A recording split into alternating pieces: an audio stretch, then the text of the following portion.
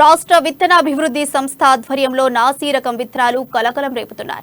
ఖమ్మం జిల్లా వైరా మండలంలోని సోమవారం గ్రామానికి చెందిన 72 మంది రైతులకు 310 జీలుగు బ్యాగులను అధికారులు పంపిణీ చేశారు. దీంతో తమకు నకిలీ విత్తనాలు విక్రయించారని రైతులు ఆందోళన వ్యక్తం చేస్తూ జీలుగు విత్తనాలను రిటర్న్ చేస్తున్నారు. నకిలీ విత్తనాలు అమ్మిన వారిపై కఠిన చర్యలు తీసుకోవాల్సిన వ్యవసాయ అధికారులే నకిలీ విత్తనాలు పంపిణీ చేయడం ఏంటని రైతులు ఆగ్రహం వ్యక్తం చేస్తున్నారు.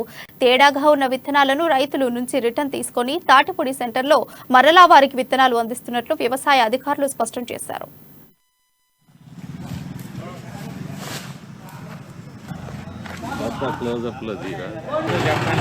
మాకు రైతు సదస్సు పెట్టారు ఉత్సవం అని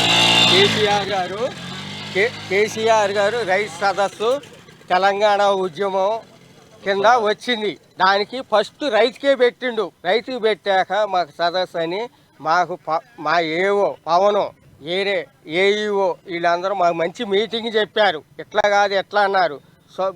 ఫస్ట్ సోమవారం రాశారు విత్తనాలు. ఈడ సొసైటీ కాడ మేము తీసుకున్నాం 845 రూపాయలు ప్యాకెటు. అమాలి ఛార్జీ 10 రూపాయలు. ఈ దేశపోయి ఇప్పితే నల్లంగా ఉన్నాయి. సోమవారం బెజవాడ నాగేశ్వరరావు గారు ఆయన ముంగల్నే జల్లుతుడు పొడిన ఆయన దేశపోయి చూస్తే నల్లంగా ఉన్నాయని ఆయన రిటర్న్ వేసిండు. మేము రిటర్న్ వేసినాం. ఆటో ఛార్జీలు ఎండలో నిన్న ఇవాళ ఎండలో మేము రైతులు అందరం బాధపడుతున్నాం.